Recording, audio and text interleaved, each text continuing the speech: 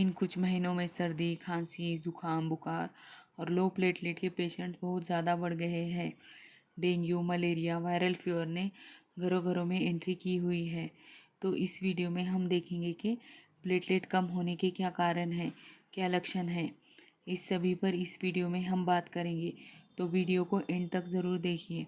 हमारे बॉडी में 3 टाइप्स के सेल होते हैं। एक आरबीसी यानी रेड ब्लड सेल, दूसरा डब्ल्यूबीसी यानी वाइट ब्लड सेल, तीसरा प्लेटलेट्स। तो आज हम इस वीडियो में सिर्फ प्लेटलेट्स के बारे में बात करेंगे। प्लेटलेट्स क्या होते हैं?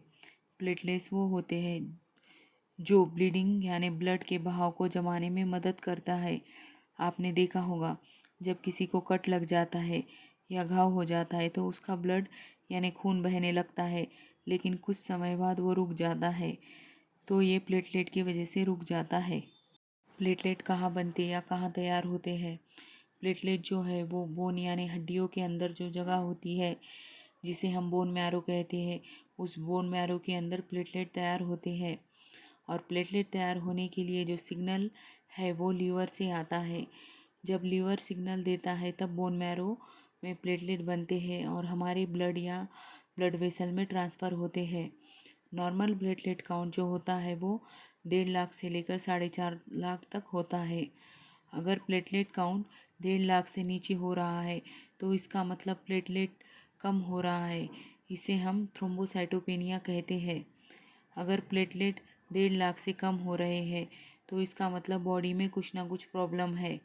अगर प्लेटलेट 50,000 से ऊपर है तो कुछ खास दिक्कतें नहीं आती, लेकिन जब इमरजेंसी आती है, जैसे कि किसी को सर्जरी करवाना हो या प्रेगनेंसी में डिलीवरी के समय, इन सभी कंडीशन में कुछ करवाने की ज़रूरत पड़ती है। वैसे तो 50,000 के ऊपर कुछ करवाने की ज़रूरत नहीं होती। 50,000 के नीचे अगर प्लेटलेट आता है तो उसको जो लक्षण की बात करें, उस समय कुछ रेयरली केसेस में स्किन के अंदर पिन पॉइंट हिमोरेज बनना, चकत्ते बनना, उसको पेटच्छी कहते हैं। और अगर प्लेटलेट काउंट 20,000 से नीचे हो जाए तब सीरियस लक्षण दिखना, जैसे कि मसूड़ों से खून बहना, नाक के अंदर से खून बहना, पेशाब में खून आना, ये लक्षण दिखते हैं। और अगर प्लेटलेट काउंट 10,000 से नीचे आ जाए तो इंट्राक्रैनियल हिमोरेज मतलब दिमाग के अंदर खून बहना, नसें फट जाना और उसमें से खून बहने लगना, जिसमें डेथ होने के चांसेस बढ़ जाते हैं। प्लेटलेट कम होने के कारण। प्लेटलेट कम होने के 3 कारण होते हैं। एक लैब प्रॉब्लम, दूसरा प्लेटलेट डिस्ट्रक्शन प्रॉब्लम, तीसरा प्लेटलेट प्रोडक्शन प्रॉब्लम। पहला, जब हमें वायरल इन्फेक्शन होता है तब प्लेटलेट के क्लम्स बन जाते हैं, यानी एक गुच्छा बन जाता है जैसे अंगूर का होता है। उस समय जब प्लेटलेट को हम मशीन के अंदर देखते हैं तब मशीन में ये जमे हुए प्लेटलेट एक ही प्लेटलेट है ऐसा रीडिंग में आता है। तो ऐसा गलत रिपोर्ट आने के चांसेस होते हैं, लेकिन ऐसे होने के चांसेस बहुत ज़्यादा कम होते हैं। दूसरा, प्लेटलेट डिस्ट्रक्शन प्रॉब्लम। बहुत सारे ऐसे वायरसेस होते हैं जिनका स्ट्रक्चर का कुछ पार्ट और प्लेटलेट के स्ट्रक्चर का कुछ पार्ट सेम होता है। तो जब हमें ऐसे वायरसेस का इन्फेक्शन होता है तो हमारी शरीर की एंटीबॉडीज़ ये वायरस को तो मार ही देती है, लेकिन उसके साथ साथ वायरस और प्लेटलेट सेम रहने की वजह से प्लेटलेट्स को भी मार देती है। इसी वजह से प्लेटलेट काउंट कम हो जाता है। इसको मेडिकल टर्म में इम्यूनोथ्रोम्बोसाइटोपेनिक परप्यूरा कहा जाता है, मतलब आईटीपी कहा जाता है। तीसरा है प्लेटलेट प्रोडक्शन प्रॉब्लम। इससे पहले ही मैंने आपको बताया है कि प्लेटलेट बोन मैरो में तैयार होते हैं। होने के लिए इसे सिग्नल लीवर से आता है। तो जब लीवर में कुछ प्रॉब्लम होती है, जैसे कि लीवर सिरोसिस, या जो लोग बहुत ज़्यादा ओबेज होते हैं उनमें फैटी लीवर, या कोई डायबिटिक पेशेंट है उनके लीवर में बहुत ज़्यादा प्रॉब्लम आती है और इसके वजह से प्लेटलेट काउंट कम हो जाता है। अब हम ये देखेंगे कि हमें कैसे पता चलेगा कि प्लेटलेट कम हुए हैं। तो सबसे पहले तो हमें सीबीसी टेस्ट करवाना पड़ता है। प्लेटलेट काउंट उसी में देखा जाता है। अगर इसमें कम मिलते हैं तो दूसरे कुछ इन्वेस्टिगेशंस करवाने की ज़रूरत पड़ती है, जैसे कि लीवर टेस्ट वगैरह। तीसरा, ब्लड स्मीयर टेस्ट। इसमें ब्लड स्लाइड पर लेकर माइक्रोस्कोप से प्लेटलेट को देखा जाता है। चौथा, बोन मैरो टेस्ट। इसमें ये देखा जाता है कि आपके बोन मैरो हेल्दी है या उसमें कुछ प्रॉब्लम है। तो मेन पॉइंट ये है कि सीवियर प्लेटलेट कम हो रहा है तो उसको क्या समझे।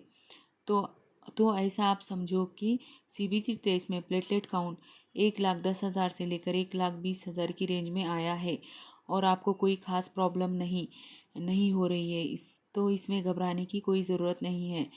मोस्ट कॉमन कॉज होता है प्लेटलेट कम होने का, तो वो है वायरल इन्फेक्शन, जो कि हर सीज़न में वायरल इन्फेक्शन सबको होता है।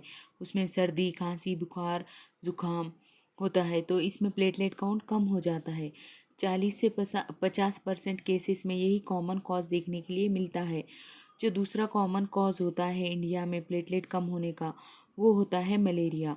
मलेरिया में प्लेटलेट हमेशा कम होता है, चाहे जिस तरह का मलेरिया होगा उन सभी में प्लेटलेट काउंट कम होता है।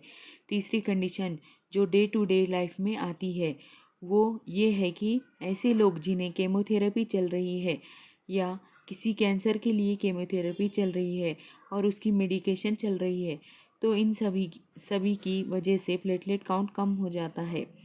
चौथी जो कंडीशन है वो है डेंगू। आजकल डेंगू बहुत कॉमन हुआ है, इसमें प्लेटलेट काउंट कम हो जाता है। पांचवी जो कंडीशन है वो है दवाइयाँ।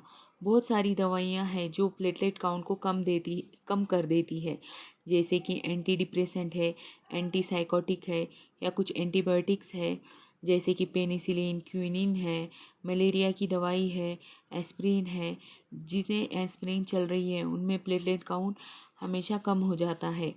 तो ये कुछ कारण हो गए और बहुत सारे कारण हैं, पर वो रेयर है। डे टू डे लाइफ में किसी का प्लेटलेट कम हो रहा है तो जो ये मैंने 4-5 कारण बताए हैं यही मिलेंगे। 80 से 85% केस में यही 4-5 कारण होते हैं, तो इसमें बहुत परेशान होने या घबराने की बात नहीं है, क्योंकि इसको आप समझ सकते हैं कि क्या करना चाहिए। बाकी दूसरे भी कारण मैंने बताए हैं कि 3 तरीके से प्लेटलेट कम हो सकता है, पर ये अभी बताए हुए वो मोस्ट कॉमन कॉज होते हैं। तो नेक्स्ट वीडियो में हम ये देखेंगे कि प्लेटलेट कम होने पर हमें क्या ट्रीटमेंट लेना चाहिए। अगर ये वीडियो आपको पसंद आए तो वीडियो को लाइक, शेयर और मेरे चैनल को सब्सक्राइब कीजिए।